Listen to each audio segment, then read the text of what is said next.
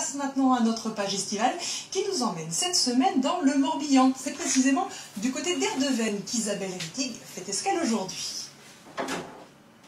Bonsoir Louise, c'est à Erdevenne sur la plage de Quérillot que l'on vous donne rendez-vous aujourd'hui, l'une des plus belles et plus grandes plages du Morbihan qui se situe au cœur du grand site Dunes Sauvages de Gave à Quiberon, labellisé Grand Site de France en 2018. Un site magnifique, remarquable mais fragile. On va en reparler dans un instant avec notre invité. Mais pour l'instant, je vous propose une rencontre insolite avec de drôles de poissons que vous croiserez peut-être si vous venez vous balader ici à Quérillot. Elles sont arrivées sur la plage, les bras chargés de bien étranges costumes. On met les pieds au bout et on lance une ondulation, d'accord? Si on a besoin de l'enlever, on a juste à appuyer avec les mains et ça s'enlève très facilement. Car Julie et ses élèves pratiquent une discipline encore confidentielle, le mermaiding, ou l'art de se transformer en sirène. Il faut déjà savoir nager effectivement, mais pas forcément être un champion de natation pour pouvoir pratiquer le mermaiding. On y va? Allez, c'est parti. J'ai toujours aimé aller dans l'eau quand j'étais petite et c'est bien aussi de se retrouver avec d'autres sirènes, ça crée du lien et un travail de groupe.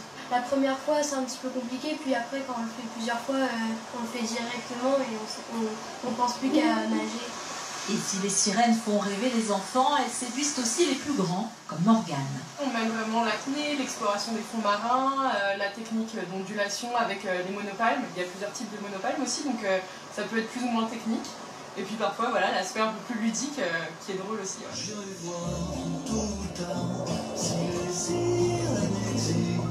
Ouais. Une pirouette ou deux et c'est parti pour le grand ballet aquatique.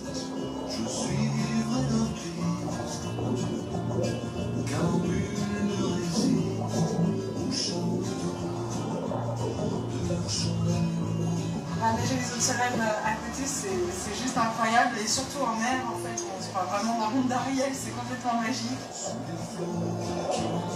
Mais l'eau est à 19 degrés, un peu fraîche pour nos petites sirènes. Il fait très froid, mais c'était très bien quand même, on a pu faire des pirouettes, des équilibres. Tu vas continuer? Oui. De quoi encourager Julie qui a créé son école de sirène il y a 2 ans, la première du Morbihan. En Espagne, en Allemagne, c'est assez développé, ça arrive un petit peu en France, donc moi je suis convaincue que la discipline est porteuse en France. Ça fait rêver petits et grands. Toute l'année, Julie propose des cours et des stages en mer ou en piscine pour les sirènes, mais aussi les tritons, puisque les garçons sont de plus en plus nombreux à se laisser griser par le chant des sirènes.